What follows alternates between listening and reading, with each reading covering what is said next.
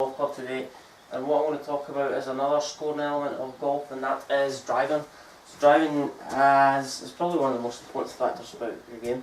I'd say it's probably, if you have confidence off the tee, then that's going to sort of create confidence throughout your whole game. So driving is probably one of the most important aspects that I feel that I need to teach. So what I'm going to focus on today is a lot of golfers who try and hit the ball too hard. So when they hit the ball too hard, they get inconsistent, and what happens is when they try and hit the ball too hard, what happens is their arms travel less distance, they're going to create less power, they don't transfer their body weight, their upper body is moving too fast compared to the lower body, and you're going to create a lot of shots out to the right because the club face isn't fully rotating through impact.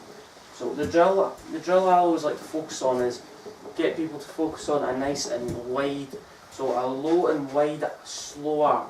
So what this does, so we need to create a low takeaway with a wide arc, okay? So what this does is it'll get, so if I take a wide takeaway, this will build up a good constant speed. But what will happen is encourage a one-piece takeaway. So there's none of this where the hands are jerking up the way. I create a big separation between left shoulder and my left forearm bends, because people yank the club back, my left forearm bends, so as I come down, club face way open, come back down, club face going way right. So what we need to do is try and focus on a relationship where we're taking the club back with our hands, then the club head, shoulders and arms and wrists are moving in a one-piece takeaway, so in a one-piece fashion.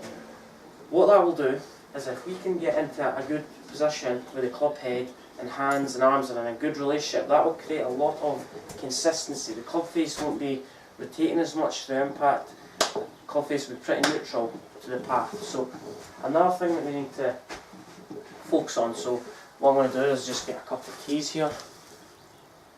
So if we get into that position, then we can effectively, so if we get into that position where we're creating that lag on the downswing, so we've created that relationship, this will eliminate or offset any tendency for us lifting the club up, because we're using our shoulders. So if we lift the club up, we're using our wrists. So if we use our shoulders, then the shoulders and club are moving in the correct direction.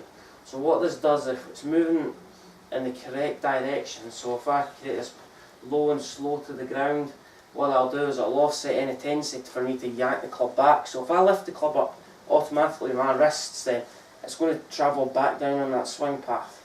So if I do that, then I'm going to reduce the length of my natural arc. I'm going to hit a lot of top shots because you're coming over the top of the golf ball. You could sky it if you try and force your weight back. So what we need to do is focus on a low and slow action, one-piece takeaway. What tends to happen is people lift the club up. The club head is inside my hands there. In order for me to get the club back on plane, I've got to swing over the top. So if I swing out to the right, club face is going to be open to the path. The ball's going to go 80, 90 yards right. So what you'll do in order to correct that or counteract that is swing over the top, and that's going to create a lot of heel strikes and a lot of pop shots and a lot of slices. So we need to low and slow, get to the top of that swing, then release it back then. So I'll hit a shot.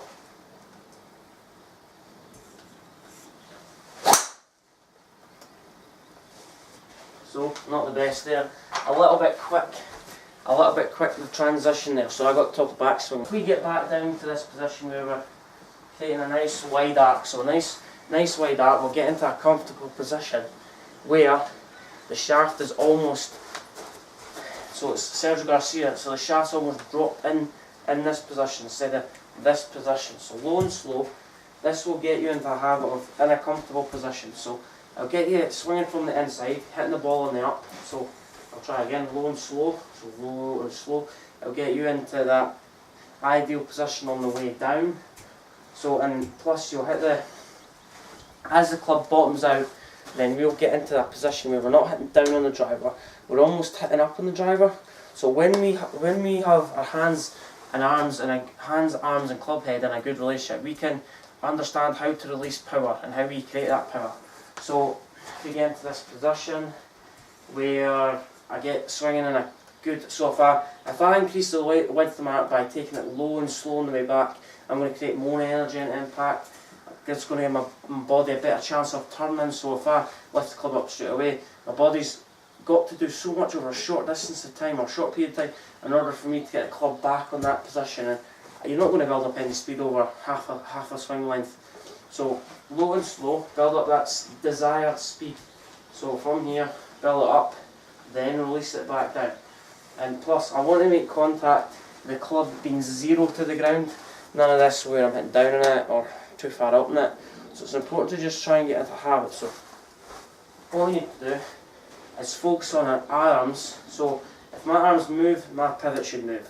So focus on, make sure that our arms and our pivot are in unison, so make sure they're working at the same speed. So none of this where yanking club back, lower body is needing to do the work, upper body is kind of racing ahead. So from here, hover the club, allow the ball to glide off club face. So low and slow, that'll get your whole body moving. So if we take the club back low and slow, it'll get the whole body moving, it'll get us almost trying to coil against our right side. And as we come back down, we're going to create a wider arc, more club head speed, a shot from the inside, and we'll make contact with a slightly shallower angle attack because we're making contact almost zero or slightly on the upswing. So from here I'll hit this last ball, so I'm going to try and work on that low and slow takeaway, increases the width of the arc, natural radius of the swing. None of this where I'm yanking the club up, I reduce the length of my radius. So low and slow, I'm back round, one piece takeaway, hands and arc, shoulders in a straight line, come back down, I'm going to release all that power. So make sure my pivot and my arms are working at the same speed, so my body and my arms are working at the same speed.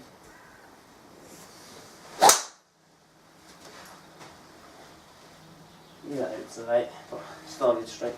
So if you've got any thoughts on that video, let me know, and